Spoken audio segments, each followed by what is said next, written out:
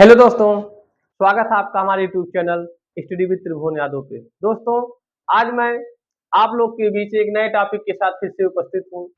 इस वीडियो में हम लोग जीएस के पार्ट को शुरू करेंगे, ठीक। यानी ये हमारा जीएस का इस प्लेटफॉर्म पे पहला वीडियो होगा। इस इस प्लेटफॉर्म पे जीएस के पहले वीडियो में हम लोग संविधान के बारे में पढ़ेंगे। यानी संविधान के शुरू से लेके अंत तक के आपको छोटे छोटे वीडियो में हम लोग लेकर इसको आते रहेंगे और आराम से पूरे टॉपिक यानी पूरे संविधान को हम लोग 10-20 वीडियो में हम लोग खत्म कर लेंगे, यानी पूरे टॉपिक को कवर कर लेंगे, ठीक। तो जो पहला हमारा टॉपिक है ना संविधान का, क्या है? भारत का संवैधानिक विकास। यानी भारत का संवैधानिक विकास ये हुआ कि भारत का आपका जो संवैधानिक विकास है ये कैसे हुआ, इसकी नींव कहां से पड़ी, ठीक।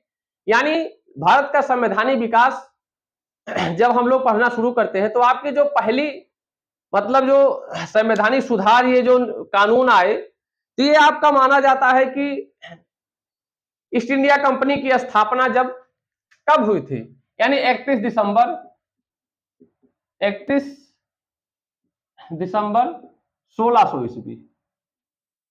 1600 ईस्वी को जब ईस्ट इंडिया कंपनी की स्थापना हुई, ये आपके 20 वर्षों के लिए भारत में व्यापार करने के लिए क्या किया गया था? ब्रिटिश सरकार द्वारा वहां के कई व्यापारियों को मिला के आपको व्यापार करने के लिए भारत में भेजे थे।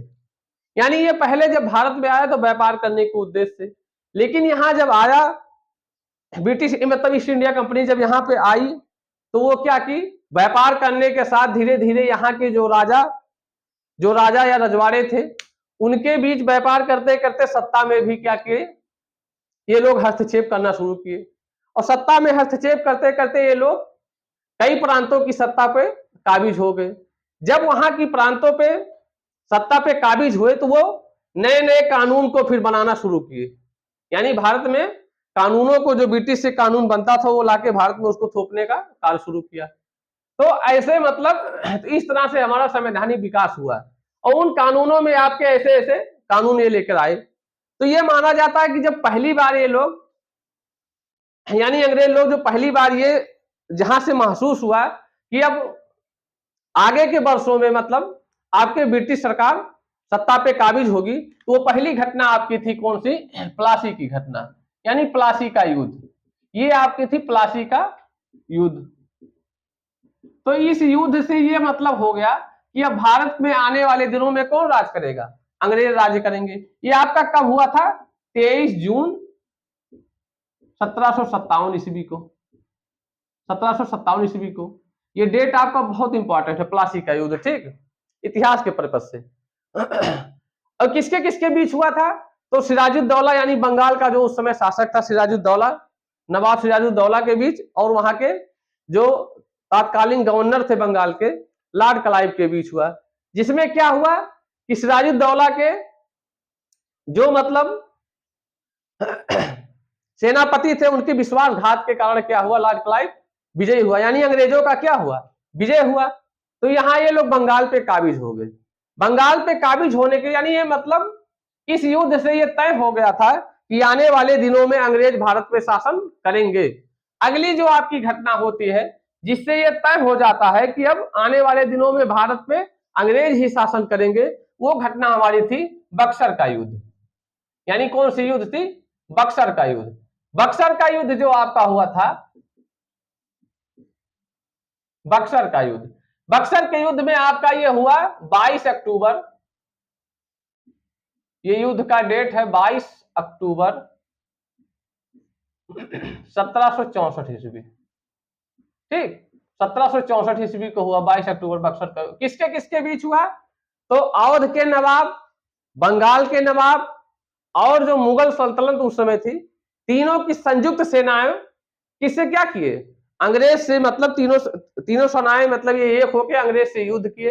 अंग्रेज का उस समय सेनापति था हेक्टर मुनरो। ये भी आपका क्वेश्चन बार बार पूछा गया है। हेक्टर मुनरो था जो मतलब अंग्रेज सेना का नेतृत्व कर रहा था। तो इस युद्ध में क्या हुआ, अंग्रेज विजय हुए। और इसी विजय से माना गया कि अब आने वाले दिनों में भारत की जो सत्ता थी वो किसके पास चली गई? अंग्रेज के पास चली गई। यानी ये तीन जो भारत की तीन से मतलब बंगाल, अवध और क्या मुगल, तीनों को ये लोग मतलब क्या किए, हरा दिए। तो यहां से तय हो गया कि अब भारत में इनसे कोई मुकाबला करने वाला है नहीं।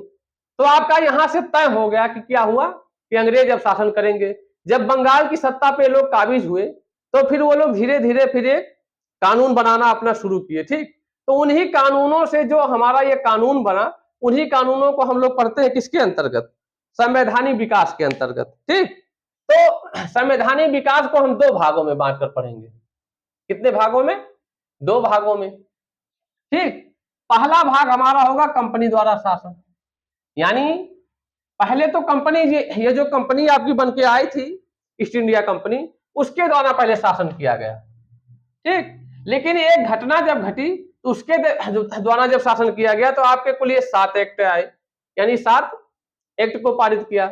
फिर एक घटना आपकी घटी 1857 का विद्रोह। तो 1857 के विद्रोह से अंग्रेज को ऐसा प्रतीत हुआ कि अब भारत की सत्ता हमारे हाथ से चली जाएगी, यानी कंपनी के हाथ से क्या होगी, निकल जाएगी।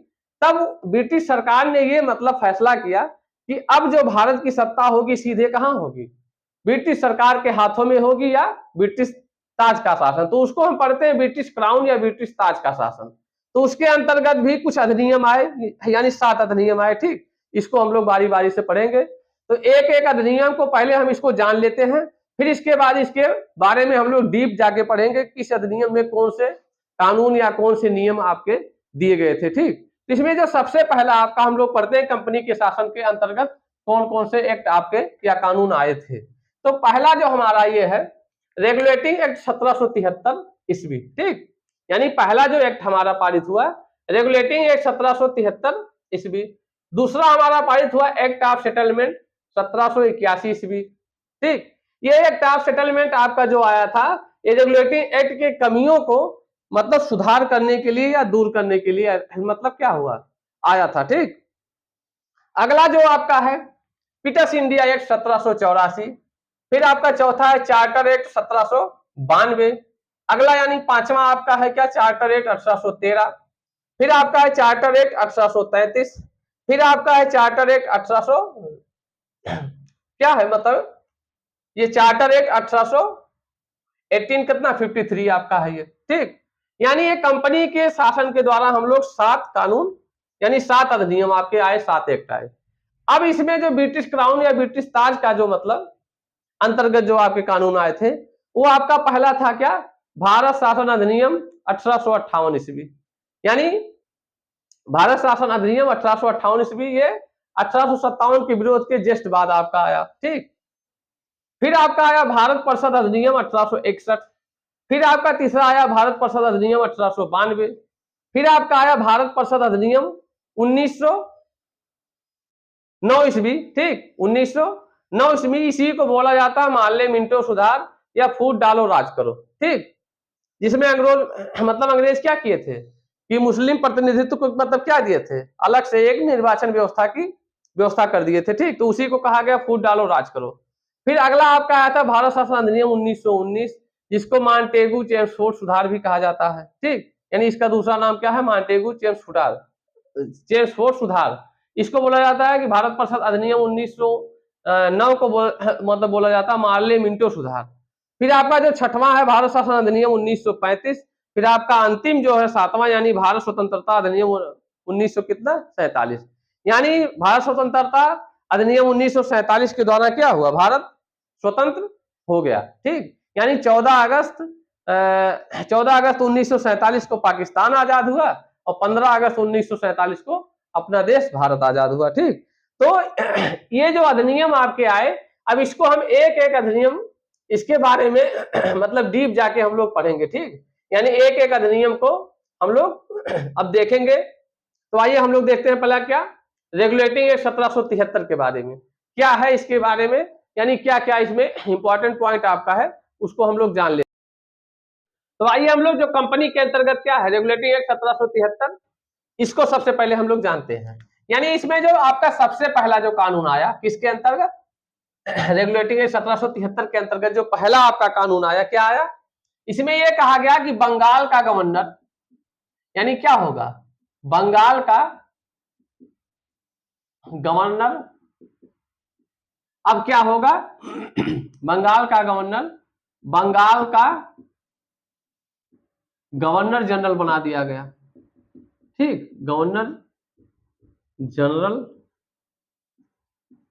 बना दिया गया।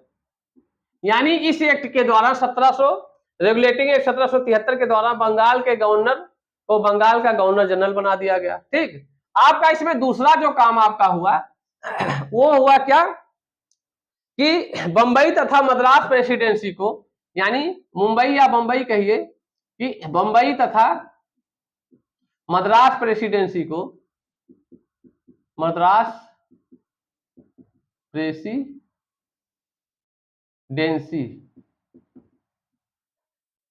को कलकत्ता के अधीन कर दिया गया। कलकत्ता के अधीन कर दिया गया। ठीक, यानी इसमें फिर दूसरा आपका कानून क्या जोड़ा गया कि बंगाल तथा मद्रास प्रेसिडेंसी को कलकत्ता के अधीन कर दिया गया। तीसरा आपका ये सबसे इंपॉर्टेंट था कि 1774 ईस्वी में, यानी 1774 ईस्वी में कलकत्ता में एक सुप्रीम कोर्ट की स्थापना की गई। यानी कलकत्ता में एक सुप्रीम कोर्ट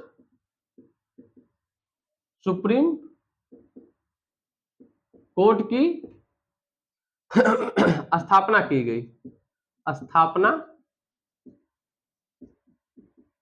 गई। जिसके मुख्य न्यायाधीश कौन हुए, यानी मुख्य न्यायाधीश आपके जो हुए वो एलिजा इम्पे थी। एलिजा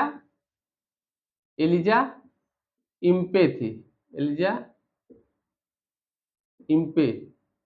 ठीक, और जो तीन यानी इसमें कुल जो आपका सुप्रीम कोर्ट गठन हुआ उसमें कुल 4 मुख्य न्यायाधीश थे। कितने?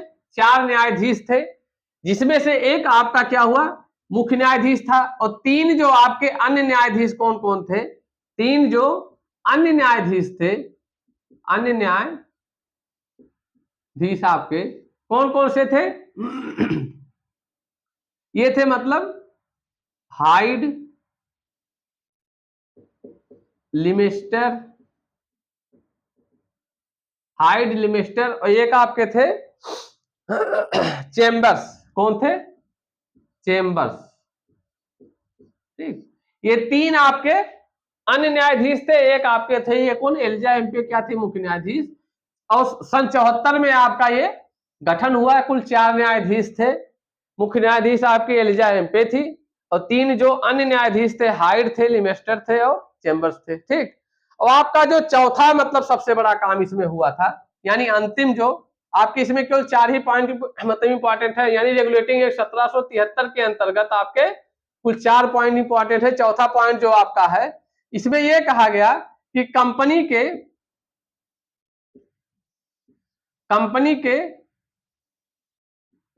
कर्मचारियों को, कंपनी के कर्मचारियों, चेम्बर्स यहां लिख देते हैं, चेम्बर्स।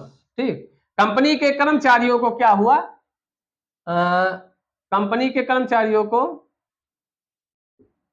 उपहार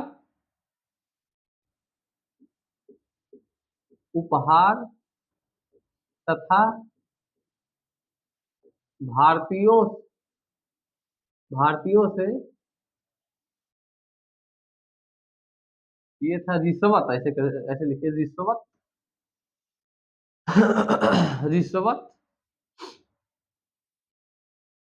रिश्वत तथा भारतीयों से रिश्वत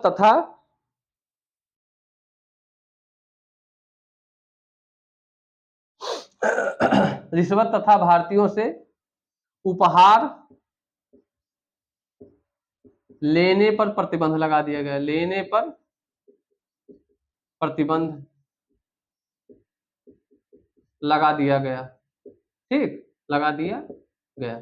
यानी इसमें रेगुलेटिंग एक्ट 1773 में आपके कुल 4 कानून पास हुए। यानी पहला था कि बंगाल के गवर्नर को बंगाल का गवर्नर जनरल कहा जाने लगा। फिर आपका दूसरा क्या था कि बंबई तथा मद्रास प्रेसिडेंसी को कलकत्ता प्रेसिडेंसी के अधीन कर दिया गया। आपका जो सबसे इंपॉर्टेंट आपका ये है ठीक, दूसरा आपका ये इंपॉर्टेंट है कि 1774 में कलकत्ता में एक सुप्रीम कोर्ट की स्थापना की गई, जिसमें कुल 4 न्यायाधीश थे। एक आपके मुख्य न्यायाधीश एलिजा इम्पे थी, 3 अन्य न्यायाधीश हाइड, लेमेस्टर और चेम्बर्स थे। ठीक, और चौथा जो आपका इसमें है कि कंपनी के कर्मचारियों को रिश्वत और तथा भारतीयों से क्या हुआ, उपहार लेने पर प्रतिबंध कर दिया गया। तो आपका ये पहले इंपॉर्टेंट है, गवर्नर जनरल, फिर आपका ये सुप्रीम कोर्ट, फिर आपका ये इंपॉर्टेंट है। यानी इसमें 3 इंपॉर्टेंट है, आपका चौथा थोड़ा कम इंपॉर्टेंट है। ठीक, तो हम लोग रेगुलेटिंग एक्ट में ये कुल 4 नियम आए थे। अब अगला हम लोग देखेंगे दूसरा, यानी का एक्ट ऑफ सेटलमेंट 1781। तो एक्ट ऑफ सेटलमेंट 1781 में केवल आपका इतना ही था, उसमें कोई आपका टॉपिक आपका इंपॉर्टेंट है ही नहीं। यानी रेगुलेटिंग एक्ट 1773 के कमियों को यानी दूर करने के लिए, या उसको मतलब रेगुलेटिंग एक्ट 1773 को सुधार करने के लिए एक्ट ऑफ सेटलमेंट को लेकर आया गया था। ठीक, बस केवल इसमें इतना सा है। तो आपका जो अगला होगा पिटस इंडिया एक्ट 1784, इसमें आपका क्या क्या किया गया था। तो पिटस इंडिया एक्ट 1784 में आपका केवल इतना किया गया था कि बोर्ड ऑफ कंट्रोल की स्थापना की गई थी। क्या, ठीक, इसमें जो पहला काम हुआ था कि कंपनी के व्यापार को, जो व्यापारिक एकाधिकार था उसको 20 वर्ष के लिए बढ़ा दिया गया, क्योंकि जो ईस्ट इंडिया कंपनी की स्थापना हुई थी वह केवल 20 वर्षों के व्यापार करने के लिए स्थापना हुई थी। तो वो जब 20 वर्ष हो जाता था तो उसको क्या करते थे, फिर उसको बढ़ा देते थे। यानी जो आपका ये आया पिटस इंडिया एक्ट 1784 में, ये इसमें पहला ये कहा गया, ये पिटस इंडिया एक्ट 1784 में ये कहा गया कि कंपनी के व्यापार को क्या हुआ, कंपनी के मतलब व्यापारिक एक अधिकार को 20 वर्ष के लिए बढ़ाया गया। तो हम इसमें लिख दें कंपनी के व्यापारिक एकाधिकार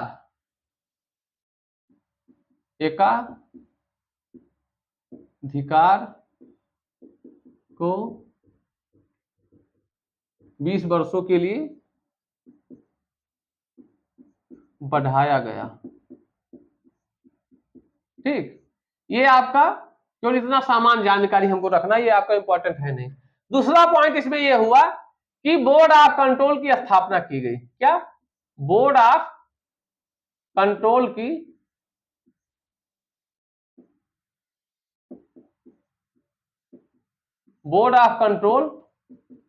स्थापना की गई,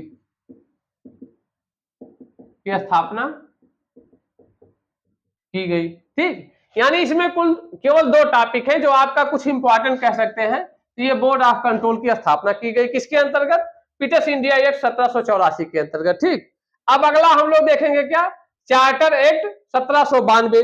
तो चार्टर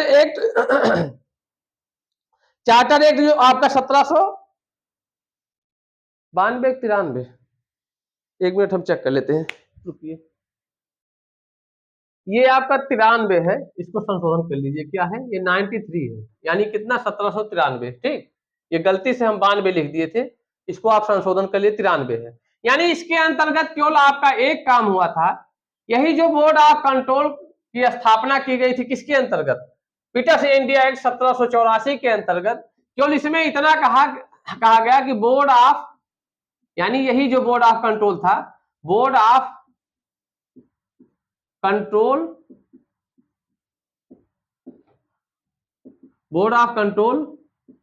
के कर्मचारियों का वेतन भारतीय कोष से दिया जाने लगा। किससे, भारतीय कोष से दिया जाने लगा।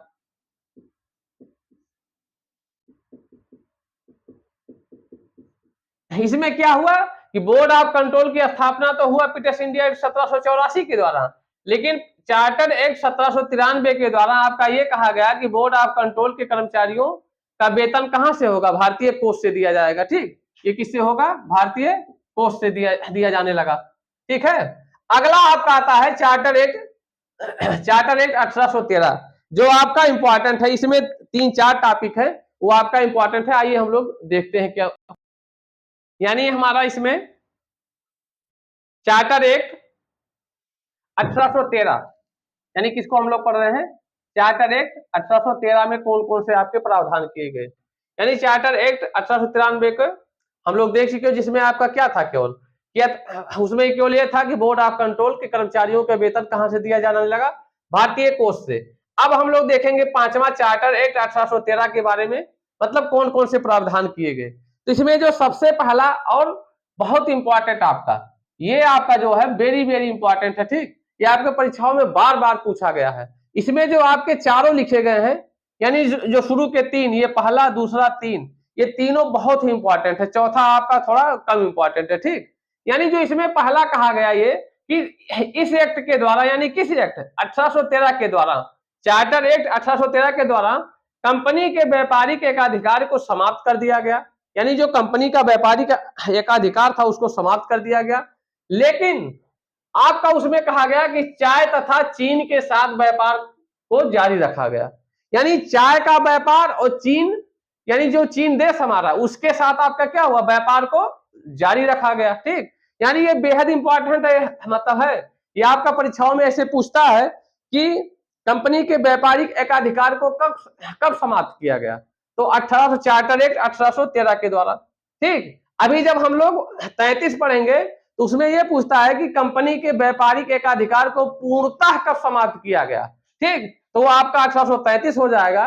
लेकिन आपका केवल जब इतना पूछेगा कि कंपनी के व्यापारिक एकाधिकार को अंशतः या मतलब कब समाप्त किया गया, तो आपका 1813 में समाप्त किया गया, ठीक। क्योंकि इसमें क्या था, चाय और चीन के साथ व्यापार को क्या हो जारी रखा गया था। ये चीन है ना कि चीनी, ठीक, चाय और चीन के साथ व्यापार को जारी रखा गया था। तो आपका ये पहला हो गया। दूसरा में क्या था कि भारतीयों की शिक्षा पर पहली बार 1 लाख रुपया प्रतिवर्ष खर्च करने का प्रावधान किया गया। ये आपका मोस्ट इंपॉर्टेंट, ठीक, आपका बार बार परीक्षाओं में पूछा गया है कि भारतीयों की शिक्षा पर 1 लाख रुपया खर्च करने का प्रावधान किस चार्टर एक्ट के द्वारा किया गया। तो वो चार्टर एक्ट हमारा कौन सा है, 1813 के द्वारा किया गया था, ठीक। ये आपका बहुत ही बेहद ही मतलब इंपॉर्टेंट है आपका ये पॉइंट। अगला आपका है ईसाई मिशनरियों को धर्म प्रचार करने की अनुमति दे दी गई। यानी जो ब्रिटेन से आपके जो, चूंकि ब्रिटेन में ईसाई धर्म को मानने वाले ज्यादातर लोग थे, उसमें से जो उसके वहां के धार्मिक गुरु या धार्मिक क्षेत्र से जुड़े व्यक्ति जो वहां से आए थे, उनको क्या हुआ कि भारत में धर्म प्रचार करने, यानी ईसाई धर्म प्रचार करने की अनुमति दे दी गई, ठीक। तो आपका ये भी पॉइंट इंपॉर्टेंट है, लेकिन आपका ये पहला दूसरा तो बेहद इंपॉर्टेंट है, ठीक, यानी ये भी आपका इंपॉर्टेंट है। फिर आपका जो इसमें अंतिम और चौथा है, ये स्थानीय सरकारों को कर वसूलने का अधिकार दे दिया गया। क्या हुआ, स्थानीय सरकारों को कर वसूलने का अधिकार दे दिया गया, ठीक। इसमें कुल 4 पॉइंट थे, किसमें, चार्टर एक्ट 1813 में। अब हम लोग पढ़ेंगे चार्टर एक्ट 1833। आइए देखते हैं इसमें कौन कौन से प्रावधान आपके किए गए थे। आइए हम लोग इसको देख लेते हैं, यानी चार्टर एक्ट 1833 ईस्वी में क्या क्या है। इस एक्ट के द्वारा, यानी इसमें जो पहला आपका सुधार क्या हुआ था, इस एक्ट के द्वारा कंपनी के व्यापारिक एकाधिकार को पूर्णतः समाप्त कर दिया गया। अभी जो पिछला 1813 में हम लोग पढ़े कि कंपनी के व्यापारिक एकाधिकार को समाप्त किया गया था, ठीक, लेकिन चाय और चीन के साथ व्यापार को जारी रखा गया, यानी उसमें अंशतः समाप्त किया गया था। यहाँ क्या हुआ, आपका पूर्णतः समाप्त कर दिया गया, ठीक। तो ये भी आपका इंपॉर्टेंट है, आपको पूछता है कि पूर्णतः कब कंपनी के व्यापारिक अधिकार को पूर्णतः कब समाप्त कर दिया गया था। फिर आपका अगला जो है, ये वाला भी बहुत इंपॉर्टेंट है, ठीक, यानी आपका इसमें कह रहा है कि बंगाल के गवर्नर जनरल को अब भारत का गवर्नर जनरल कहा जाने लगा, तथा भारत के प्रथम गवर्नर जनरल या पहले गवर्नर जनरल कौन थे, लॉर्ड विलियम बेंटिंक थे, ठीक। आप जब अभी हम लोग बंगाल का गवर्नर जनरल पढ़े थे, उसमें आपके पहले बंगाल के गवर्नर जनरल कौन थे, लॉर्ड वॉरेन हेस्टिंग। कौन थे, लॉर्ड वॉरेन हेस्टिंग। इसको आप लोग लिख लीजिए, वहां हमसे छूट गया, ठीक। यानी बंगाल का यदि पूछेगा प्रथम गवर्नर जनरल तो Warren Hasting, Lord Warren Hasting थे, और जबकि भारत का प्रथम governor general Lord William Bentinck थे, ठीक। अब अगला इसमें टॉपिक जो है आपका, अगला पॉइंट क्या करा कि लॉर्ड मैकाले की अध्यक्षता में सन 1834 ईस्वी में एक विधि आयोग का गठन किया गया। आपका एक क्वेश्चन पूछता है कि लॉर्ड मैकाले की अध्यक्षता में विधि आयोग की स्थापना कब की गई, तो 1834 में या ऐसे पूछ लेगा कि विधि आयोग 1834 में किसकी अध्यक्षता में गठित किया गया, तो लॉर्ड मैकाले के द्वारा। या ऐसे पूछ लेगा कि विधि आयोग लॉर्ड मैकाले की अध्यक्षता में 1834 में गठित किया गया, या किस अधिनियम या किस चार्टर एक्ट के द्वारा किया गया, तो चार्टर एक्ट 1833 के द्वारा। ठीक, तो आपको घुमा फिरा के किसी तरह से भी इसको पूछा जा सकता है। ये आपका, ये भी आपका बहुत इंपॉर्टेंट है। ठीक है, अगला आपका जो है ये भी आपका बहुत इंपॉर्टेंट, यानी इसमें जो चारों पॉइंट लिखे थे वो बहुत ही परीक्षा की दृष्टि से आपके कोई भी एग्जाम देने जा रहे हैं, अगर उसमें संविधान पूछेगा तो आपके ये चारों पॉइंट आप देखेंगे परीक्षाओं में भर भर के पूछा गया है। हर आपका कोई परीक्षा जान लीजिए कि कोई भी परीक्षा हो, यहाँ से तो क्वेश्चन आ ही जाता है। यदि आपका 13 या 33 तो आपका खाली जाएगा ही नहीं। ठीक, यानी इससे पूछता है। आपका अंतिम जो इसमें क्या है, भारत में सती प्रथा, यानी भारत में सती प्रथा 1829 ईस्वी में नियम 17 के द्वारा, नियम 17 से लॉर्ड विलियम बेंटिंक द्वारा, तथा दास प्रथा 1843 में नियम 5 से लॉर्ड एलन बोरो द्वारा समाप्त कर दिया गया। यानी इसमें यह कह रहा है कि भारत में सती प्रथा 1829 में समाप्त किया गया। नियम पूछता है अधिनियम किसके द्वारा, 17 के द्वारा। ये कभी कभी पूछा गया, या आपको मतलब नियम ये भी इंपॉर्टेंट है, और किस सन में हुआ था, कौन किया था, लॉर्ड विलियम बेंटिंक किया था। ऐसे आपका दास प्रथा भी बहुत बार पूछा गया। ठीक, दास प्रथा, तो इसमें ये आपका 1843 ईस्वी में नियम किससे, नियम 5 से, और कौन किया था, लॉर्ड एलन बोरो द्वारा किया गया था। ठीक, समाप्त किया गया था। यानी इसमें ये मतलब ये जो सती प्रथा, दास प्रथा, ये दोनों आपके परीक्षा की दृष्टि से बहुत इंपॉर्टेंट है, यानी इसका सन इंपॉर्टेंट है और किस नियम के द्वारा किया गया था। ठीक, आपसे ऐसे पूछ लेगा कि सती प्रथा का अंत किस अधिनियम के द्वारा किया गया, या मतलब किस नियम के द्वारा किया गया, तो नियम 17 के द्वारा। या ऐसे पूछ लेगा कि आपका दास प्रथा किस नियम के द्वारा मतलब समाप्त किया गया, तो नियम 5 के द्वारा। या किस सन में समाप्त किया गया, तो 1843 में। या अगर सती प्रथा पूछ लेगा किस सन में, तो 1829 में। ठीक, तो इस प्रकार से आपके प्रश्नों को ऐसे पूछ सकते हैं। अब हम लोग इसमें कंपनी के शासन में अंतिम पढ़ेंगे क्या, चार्टर एक्ट। चार्टर एक्ट, ठीक, अंतिम या कितना, 1853। तो आइए इसको हम लोग देख लेते हैं क्या है इसमें।